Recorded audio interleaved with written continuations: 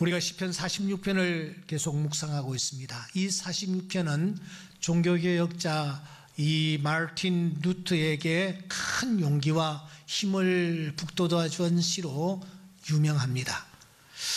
그가 46편을 깊이 묵상하는 중에 그는 이런 아름다운 시를 썼습니다. 내 주는 강한 성이요 방패와 병기 되시니 큰 환난에서 우리를 구하여 내시리로다. 내 힘만 의지할 때는 패할 수밖에 없도다. 힘 있는 장수 나와서 날 대신하여 싸우네. 이 땅에 막이 들끓어 우리를 삼키려 하나 겁내지 말고 섞어라. 진리로 이기리로다. 이런 아름다운 시를 쓰고 그는 여기에 곡까지 붙였습니다. 그런데 그가 붙인 곡을 우리가 잘 아는 대로 한번 불러보면은 C조로 음이 굉장히 높습니다. 처음부터 끝까지 내 주는 아주 높게 나갑니다. 끝까지.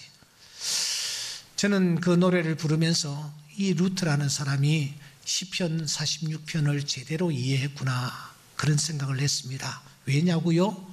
여러분 표제에 보면은 알라못이라는 단어가 등장합니다. 이 알라못이라는 단어는 높게, 최고로 높게, 강하게 이런 뜻을 담고 있습니다. 그러니까 이 46편을 루터는 아주 높은 음으로 강하게 불러야 된다 그렇게 이해를 했다라는 것입니다.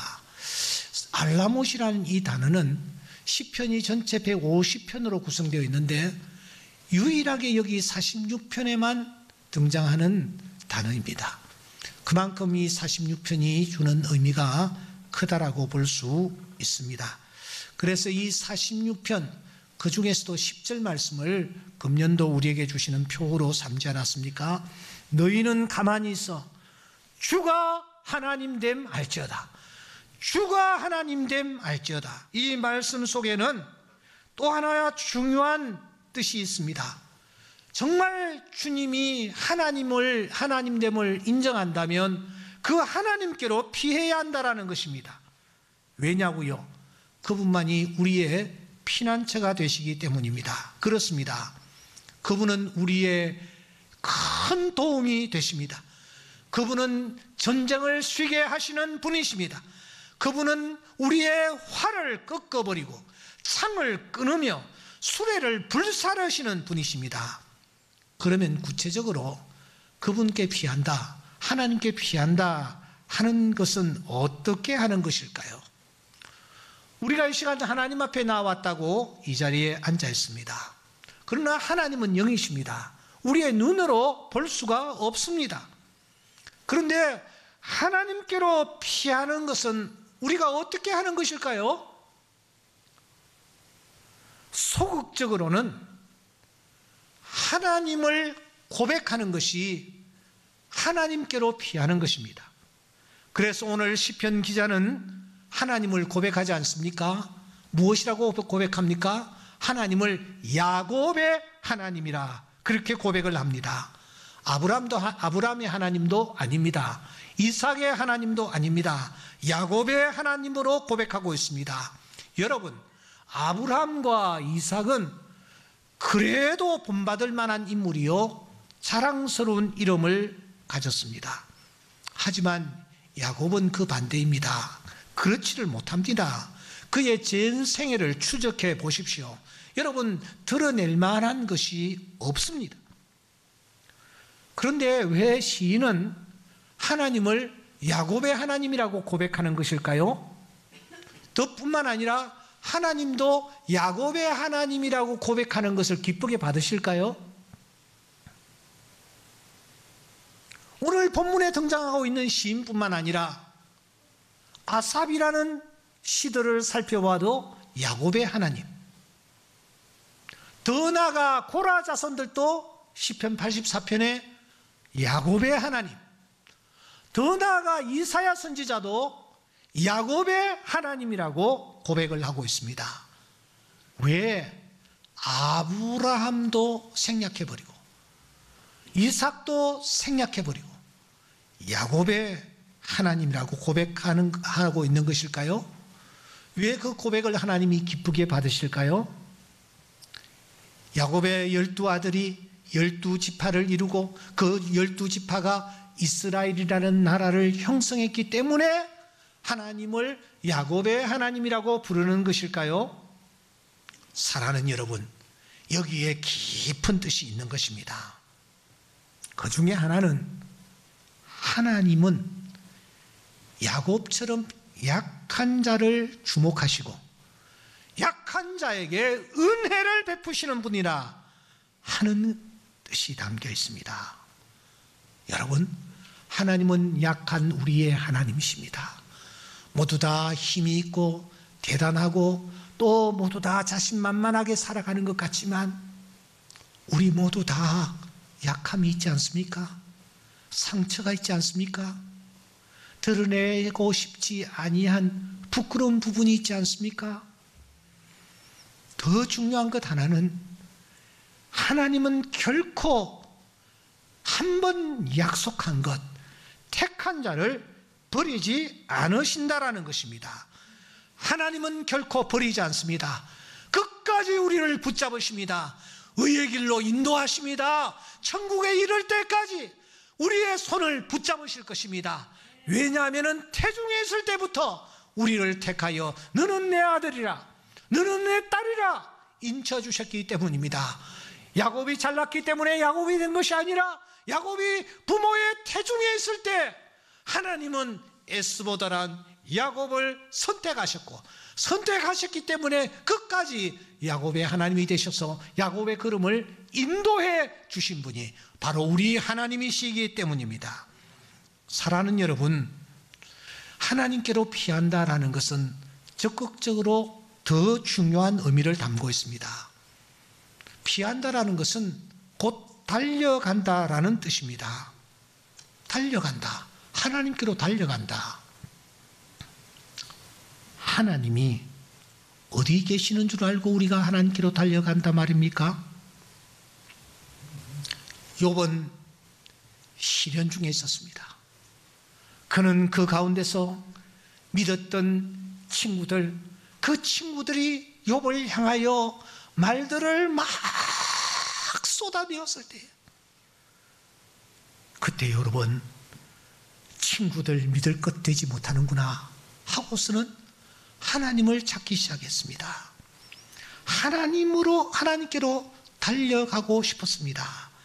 그래서 그는 이렇게 말을 하는 것입니다. 내가 어찌하면 하나님을 발견하고 그의 처소에 나아가랴. 8절. 그런데 내가 앞으로 가도 그가 아니 계시고 뒤로 가도 그분이 보이지 아니하며 그가 혹시 왼쪽에 계시는가 하고 살피니까 만날 수가 없고 그가 오른쪽에 계실까 하여 찾아갔으나 도무지 배울 수가 없구나 하면서 단식하는 것입니다. 욥이 하나님께로 달려가고 싶었습니다. 하나님을 만나고 싶었습니다. 그래서 그가 앞으로 갔습니다. 안 계시는 겁니다. 뒤에 계시나 하고 뒤쪽으로 달려가 보았으나 안 계시는 것입니다. 왼쪽으로 몸을 돌렸으나 계시지 않는 것입니다. 오른쪽으로 몸을 돌렸으나 하나님이 계시지 않는 것입니다. 그런데 정말 감사하게도 오늘 시편 46편은 하나님이 계신 곳을 우리에게 알려주고 있습니다. 하나님이 어디 계시는지 알려주고 있지 않습니까? 5절입니다. 그래서 이 5절은 정말 중요한 말씀입니다. 우리 다 같이 한번 또박또박 읽어보실까요? 하나님이 그 성중에 계시매 성이 흔들리지 아니할 것이라 새벽에 하나님이 도우시리로다. 하나님이 어디 계시느냐? 성중에 계시답니다. 그 성중에 계신다. 하나님이 계시는 곳이 어디인지를 우리에게 알려주고 있습니다. 그런데 하나님이 그 성중에 계시다고 얘기하는 거예요. 성이 어디일까요? 성경을 우리가 읽을 때에는 깊이 묵상해야 합니다. 그러면 우리가 던지는 질문에 대해서 성경은 성경으로 우리에게 답을 해올 때가 많습니다. 여기 성에 계시다고 하는데 성이 도대체 어디일까 하고 46편을 깊이 묵상해 보면은 우리가 풀어야 할 그 문제에 대한 해답이 제시되고 있습니다. 여러분 1절을 주목하십시오. 피난처라는 말이 나옵니다. 7절을 주목하십시오. 피난처라는 말이 나옵니다. 11절을 주목하십시오. 피난처라는 말이 나옵니다. 그 성이 어디냐? 그 성이 어디냐? 피난처입니다. 왜 피난처가 하나님이 계시는 성이 될까요? 피난처는 곧 도피성이기 때문입니다. 도피성이 있었습니다. 아니, 하나님께서 도피성을 지정하라고 말씀하셨습니다. 이 도피성을 지정하고 난 뒤에 도피성으로 향하는 길은 잘 닦아 나오라고 신명기서 19장에서 말씀합니다. 달려가는 사람이 걸려 넘어지지 않도록 길을 넓게 잘 닦아 두라고 명령하셨습니다. 이 말씀에 따라 요단강을 경계로 서쪽에 3개, 동쪽에 3개의 성이 지정되었습니다. 여러분, 서쪽은 가나안을 뜻합니다. 가나안 땅은 이스라엘 백성들이 살 땅이므로 그곳에 도피성이 있는 것은 이해가 됩니다. 그런데 이 가나안 땅, 이 요단강, 여러분 동쪽은 바로 이방인들의 땅입니다. 이방인들의 땅에 도피성을 두도록 하나님께서 명령하십니다. 여기에 깊은 뜻이 있지 않습니까? 하나님의 백성뿐만 아니라 장차 이방인들도 하나님의 자녀가 되어 우리에게로 하나님의 자녀가 될 것이라는 그런 메시지가 담겨져 있는 것입니다. 가난한 자, 병든 자, 고아, 가부, 이방인들 다 누구든지 도피성으로 달려가기만 하면 그곳에서 생명을 보존받고 안전하게 거하게 된다라는 것입니다. 왜 그곳이 도피성입니까? 그곳에 하나님이 계시기 때문입니다. 하나님이 계시는 곳이 바로 이 도피성입니다. 그 성은 그래서 흔들리지 않습니다. 안전합니다. 더 나아가 누구든지 그 성에 들어가기만 하면 놀라운 사실 하나를 경험하게 되는 것입니다. 여러분, 그게 뭘까요? 그게 뭘까요? 5절을 우리가 다시 한번 확인할 필요가 있습니다. 5절을 제가 읽습니다. 하나님이 그 성 중에 계신다. 성이 흔들리지 아니할 것이다. 뿐만 아니라 새벽에 하나님이 도우시리로다. 할렐루야. 한번 따라해 보겠습니다. 새벽에 하나님이 도우시리로다. 하나님이 새벽에 도와주시는 이런 놀라운 경험을 그 성에 달려가는 자는 경험하게 될 것입니다. 그 성에 머물면 새벽에 도우시는 하나님을 만납니다. 하나님이 새벽에 도우신답니다. 문제는 그러면 여기에 새벽이 도대체 무엇일까 하는 것입니다. 새벽은 문자 그대로 이른 아침을 뜻합니다. 요한복음 20장 1절에 보면은 막달라 마리아가 일찍이 아직 어두울 때에 새벽을 정말 잘 묘사하고 있습니다. 일찍이 아직 어두울 때가 새벽입니다. 21장 4절에 보면은 날이 새어갈 때에 새벽입니다. 부활하신 주님이 디베라 바닷가에 서셨습니다. 그런데 제자들이 예수신 줄 알지 못했습니다. 바로 이때가 새벽입니다. 누군지 알아보기가 힘든 시간, 그때가 바로 새벽인 것입니다. 매일 아침 우리는 이 새벽을 맞이하지 않습니까? 그러므로 새벽은 새 날의 시작입니다. 저녁이 되고 아침이 되니 그렇습니다. 우리가 생명을 연장받는 순간입니다. 지난날 한 번도 경험해 보지 못했던 바로 미지의 세계가 열리는 그 순간입니다. 그렇다면 사랑하는 여러분, 시편 46편에 새벽에 하나님이 도우시리로다, 이 말씀의 진정한 의미는 무엇일까요? 단순히 아침을 우리에게 안겨주는 문자적인 새벽, 그 새벽이 말할까요? 그 새벽이 되면 하나님이 도우신다라는 뜻일까요? 천만의 말씀입니다. 이 말씀의 뜻은 깨어서 간절히 기다리는 사람에게 하나님이 새벽을 허락하신다. 아멘. 둘째로, 하나님의 말씀에 순종하는 자에게 하나님은 새벽을 보여주신다. 세 번째로, 회개하는 자에게 하나님은 새벽을 허락해 주신다라는 뜻입니다. 하나님이 이런 자에게 새벽을 맛보게 하시는 것입니다. 그러므로 새벽이라는 이 단어는 기다림과 동의어가 됩니다. 새벽이라는 이 단어는 순종이라는 것과 같은 의미로 쓰이고 있습니다. 새벽이라는 이 단어는 회개라는 단어와 동일선상에 놓여 있습니다. 그렇다면 사랑하는 여러분, 새벽은 누가 깨우는 것입니까?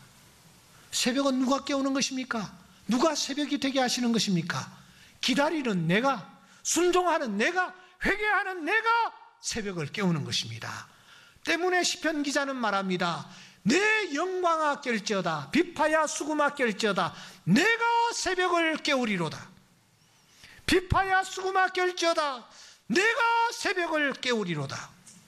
사랑하는 성도 여러분, 이제 저는 말씀을 맺으려고 합니다.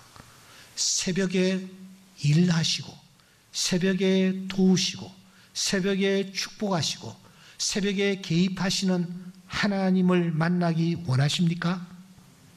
아멘? 여러분의 삶 속에 새벽을 허락하실 하나님을 기대하십니까? 기다리길 바랍니다. 순종하길 바랍니다. 회개하길 바랍니다. 문제는 무엇을 하면서 기다릴 것인가? 잠을 자면서 기다릴 것인가? 밥을 먹으면서 기다릴 것인가? 무엇을 하며 기다릴 것인가? 무엇을 하며 순종할 것인가? 무엇을 하며 회개할 것인가입니다. 그래서 성경을 살피면 새벽이라는 단어와 함께 나타나는 중요한 액션이 하나 있습니다. 여러분, 그것이 무엇일까요? 창세기 28장 18절에 보면은 야곱이 아침에 일찍 일어나 뭐합니까? 하나님께 예배하고 있습니다. 새벽에 뭐한다고요? 예배하고 있습니다. 사무엘상 1장 19절에 보면은 그들이 아침에 일찍 일어나 여호와 앞에 경배하고 있습니다. 한나가 경배하고 있습니다. 출애굽기서 24장 4절에 보시면 모세가 이른 아침에 일어나 산 아래에서 제단을 쌓았다. 12기둥을 세웠다. 그러니까 새벽은 언제나 예배와 깊은 관련을 가지고 나타납니다. 때문에 홍해 앞에서 이스라엘 백성들은 기다리면서 미리암과 여러 여성들, 온 이스라엘 백성들이 하나님 앞에서 춤추고 노래하며 하나님 앞에 찬양으로 영광을 돌리고 있습니다. 예배를 드리고 있었단 말입니다. 모리아 산에 올라갔던 아브라함은 제단을 쌓고 자기의 아들을 위해 얹고서는 하나님 앞에 제사를 드리고 있는 것을 볼 수 있습니다. 순종하면서 예배를 하는 것입니다. 더 나아가 다윗은 아들이 죽었다라는 사실을 알았음에도 불구하고 성경은 여호와의 전에 들어가 하나님께 경배했다라고 우리에게 가르쳐주고 있습니다. 뭘 했다라는 겁니까? 기다리면서 예배하는 것입니다. 순종하면서 예배하는 것입니다. 회개하면서 예배하는 것입니다. 사랑하는 여러분, 기다리면서 예배하고 순종하면서 예배하고 더 나아가 회개하면서 예배할 때에 새벽을 맛봅니다. 새벽이 옵니다. 이런 자를 하나님이 도우십니다. 새벽에 도우실 것입니다. 새벽을 맛보게 하실 것입니다.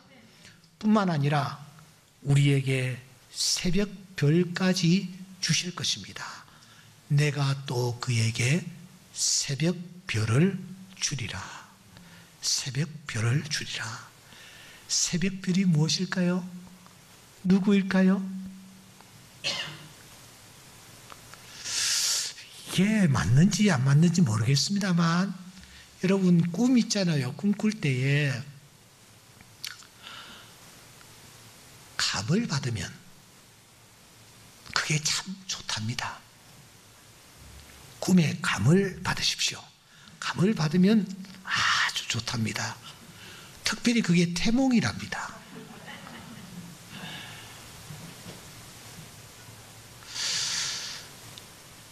하나님이 우리에게 새벽별을 주시는 거예요. 근데 그 새벽별이 뭐냐? 그 새벽별이 바로 주 예수 그리스도인 줄 믿습니다. 이제 영원히 어둡지 아니합니다. 왜냐고요? 새벽별을 내가 받았기 때문입니다.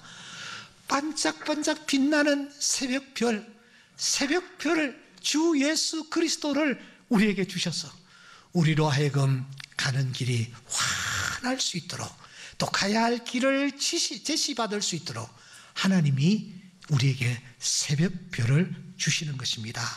그래서 우리는 조금 전에 이런 찬양을 했습니다. 주는 저 산 밑에 백합, 그 다음 뭐요? 빛나는 새벽별, 이 땅 위에 비길 것이 없어라. 너희들은 아느냐? 너희들은 아느냐? 너희들은 아느냐? 주 예수를 다 같이요. 주는 저 산 밑에 백합, 반짝이는 새벽별, 할렐루야. 만윈 위에 뛰어난